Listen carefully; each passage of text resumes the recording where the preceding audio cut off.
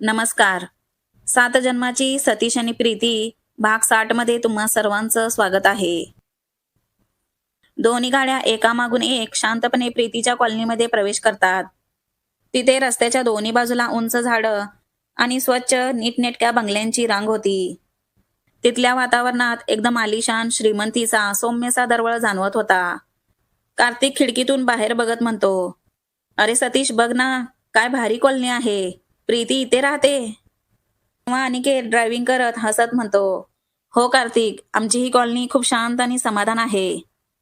थोडं पुढे गेल्यावर एक मोठं तपकिरी रंगाचं आकर्षक गेट दिसतं. गेटवर सोनेरी अक्षरात अगरवाल विला असं लिहिलेलं होतं. गाडी गेटसमोर थांबता सिक्युरिटी गार्ड लगेच गेट उघडतो. गेट उघडता सगळ्यांच्या डोळ्यासमोर एकदम वाव असा क्षण असतो. दोन्ही गाड्या गेटमधून आत येताच समोर एक सुंदर मोठा आलिशान बंगला दिसतो. तो बंगला ऑफ व्हाईट रंगाचा एकदम स्वच्छ, आकर्षक आणि नजरेत भरून जाणारा होता. बंगल्याच्या दोन्ही बाजूंना हिरवीगार झाडी, ताज्या फुलांचे छोटे छोटे प्लांट्स, सगळीकडे एकदम फ्रेश ग्रीनरी होती. आणि बंगल्याच्या उजव्या बाजूला एक छोटासा स्विमिंग पूल होता. त्यामधलं पाणी स्वच्छ नितळ चमकत होतं. सगळं इतकं सुंदर, इतकं आकर्षक होतं की मुलं मुली अक्षरशः तोंड उघडून पाहत होते. यांच्यामध्ये फक्त सतीसाठी हे काही नवीन नसतं, कारण तोही गर्भ श्रीमंत असतो.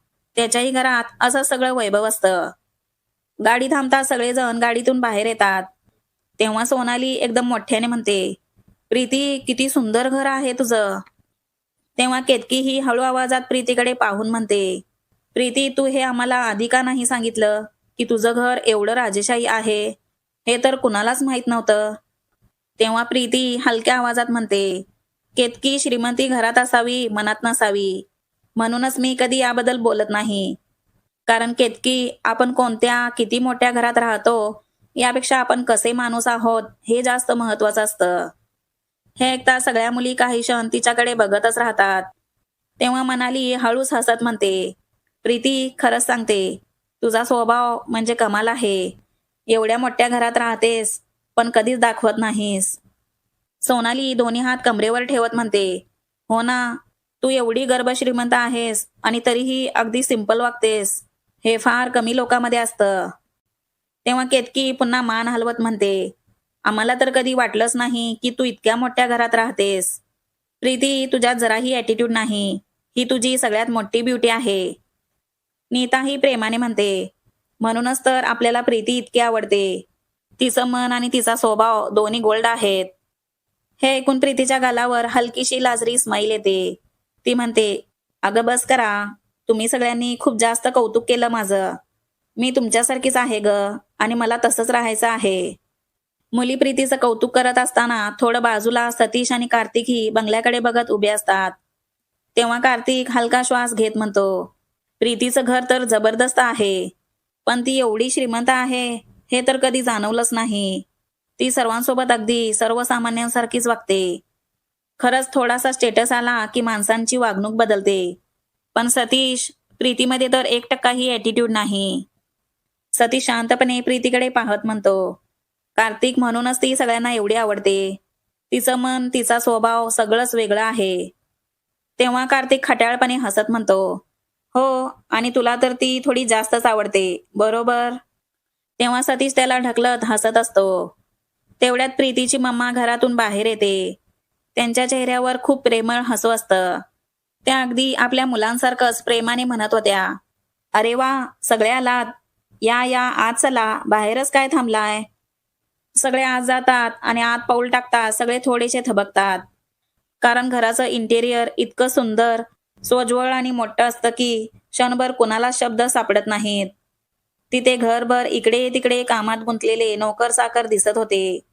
हे सगळं बघून मुलींच्या मनात एकच विचार चमकतो, हे इतकं वैभव आम्ही तर फक्त सिनेमा आणि मालिकेतच पाहिलं होतं. प्रीतीचं घर तर त्याहूनही सुंदर आहे. त्यांच्या डोळ्यात आश्चर्य आणि कौतुक दाटून येतं. तेव्हा सगळेजण फक्त इकडे तिकडे नजर फिरवत होते. सगळेजण सोफ्यावर बसतात. तेव्हा प्रीतीची मम्मा सगळ्यांना कोल्ड्रिंक्स देते. तेव्हा सगळेजण कोल्ड्रिंक्स पीत गप्पा मारत बसले होते. तेव्हा प्रीतीचे पप्पा हसत म्हणतात, "तुम्ही सगळे एकत्र आमच्या घरी आल्याने आमचं घर भरून गेलंय." आता 8 दिवस सगळेजण निवांत राहायचं.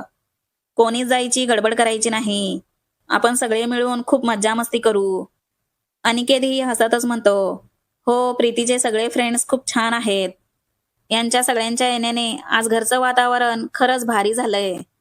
कार्तिक लगेच म्हणतो, पहिल्यांदाच आम्ही सगळे एकत्र कुणाच्या तरी घरी राहतोय. आम्हालाही मस्त फील होतंय. सतीशही म्हणतो, अंकल खरंच तुमचं घर खूप शांत आणि सुंदर आहे. त्यावर प्रीतीची मम्मा हसून म्हणते, एवढं कौतुक करू नका. तुम्हा सगळ्यांच्या येण्याने ते अजून सुंदर झालंय. थोडा वेळ असंच गप्पा हशा सुरू असतो. काही वेळाने प्रीतीची मम्मा म्हणते, बरं आता आधी फ्रेश होऊन या सगळे. जेवण तयार आहे. जेवून मग थोडा आराम करा. तेव्हा पप्पा प्रीतीकडे बघून म्हणतात, प्रीती, मुलींना वरची मोठी गेस्ट रूम दाखव. त्यांची सगळी व्यवस्था तिथेच केलेली आहे. आणि हो, तूही त्यांच्यासोबत तिथेच राहा. अनिकेतही म्हणतो, आणि तिथूनच लागून असलेली रूम सतीश आणि कार्तिकला दे. सगळे हो म्हणून बॅगा उचलतात. पायऱ्या चढत वर जात असताना सगळे म्हणत असतात, इथं किती साधा आणि नीटनेटका माहोल आहे. अशा साध्या वातावरणात सगळ्यांचा मूड अजूनच छान होतो. प्रीतीच्या मम्मा पप्पांनी आधीच रूममध्ये सगळी छान अरेंजमेंट केलेली असते.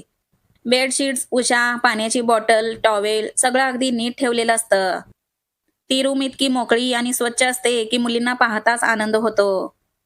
तेव्हा त्या सगळ्या मुली प्रीतीला म्हणतात, अगं प्रीती, तुमची ही गेस्ट रूम म्हणजे अगदी 7 स्टार रूम वाटत आहे. तेव्हा प्रीती फक्त हसते आणि आवरा लवकर, मम्मा जेवणासाठी वाट बघत असेल असं म्हणते. सगळेजण बॅगा ठेवून कपडे बदलतात आणि फ्रेश होऊन सगळेच खाली येतात. मुली, सतीश, कार्तिक तेव्हा सगळ्यांचे चेहरे ताजेतवाने दिसत होते. सगळे खाली येताच प्रीतीची मम्मा म्हणते, या चला सगळे जेवायला बसा. तेव्हा सगळेजण डायनिंग टेबलवर जेवायला बसले. प्रीतीच्या मम्माने जेवणामध्ये खूप काही छान छान बनवलेलं होतं. सगळीकडे जेवणाचा खमंग वास पसरलेला होता. प्रीतीची मम्मा प्रेमाने सगळ्यांच्या ताटात जेवण वाढत म्हणते, हे आपल्याकडचं साधं घरगुती जेवण आहे. सगळ्यांनी पोट भरून जेवायचं. प्रीतीचे पप्पाही म्हणतात, कोणीच लाजायचं नाही, आपलंच घर आहे. सगळे निवांत जेवा. सगळे गप्पा मारत जेवत होते. तेव्हा जितकं खाणं चविष्ट होतं तितकंच वातावरणही मस्त होतं. जेवत असताना अनिकेत प्रीतीकडे बघून हसत म्हणतो, अगं प्रीती, जेवण झालं की लगेच या सगळ्यांना फिरायला घेऊन जाऊ नकोस. आधी थोडा आराम करू दे त्यांना. कारण फिरायला जायचं म्हटलं की तू खूपच एक्सायटेड असतेस. सगळ्यांना ओढून घेऊन जाशील लगेच. हे ऐकताच प्रीती थोडी लाजून त्याला म्हणते, काय रे दादा, सगळ्यांसमोर मला असं बोलायचं का? आणि मलाही कळतं दादा, आम्ही थोडा आराम करूनच संध्याकाळी फिरायला जाणार आहोत. तेव्हा अनिकेत पुन्हा काहीतरी बोलणार, इतक्यात प्रीतीची मम्मा त्यांना दोघांनाही स्मित करत थांबवते आणि म्हणते, बस करा तुम्ही दोघं. एकत्र बसले की लगेच तुमची मस्ती सुरू होते. नुसते एकमेकांना चिडवाचिडवी करत असतात. मम्माचं बोलणं ऐकता सगळे हसून लोटपोट होतात. तेव्हा अनिकेत हसतच म्हणतो, काय ग मम्मा, प्रीती कुठे असते इथे? आता आली आहे तर थोडी मजा केलीच पाहिजे ना तिच्यासोबत. तेव्हा प्रीतीचे पप्पाही लगेच म्हणतात, करू दे ना त्यांना थोडीशी मस्ती. याने भाऊ बहिणीचं प्रेम वाढतं. त्यांच्या अशा बोलण्यावर सगळे हसू लागले. त्या भाऊ बहिणींच्या मस्करीतला तो हलका फुलका क्षण सगळ्यांनाच खूप गोड वाटतो. तेव्हा अचानक प्रीतीचे पप्पा म्हणाले, संध्याकाळी आम्ही पण आलो असतो तुमच्यासोबत, पण आमची मीटिंग आहे. मला आणि अनिकेतला जावं लागेल. तेव्हा अनिकेतही म्हणतो, कार्तिक, सतीश, काही गरज वाटली, काही हवं असेल तर मला लगेच फोन करा.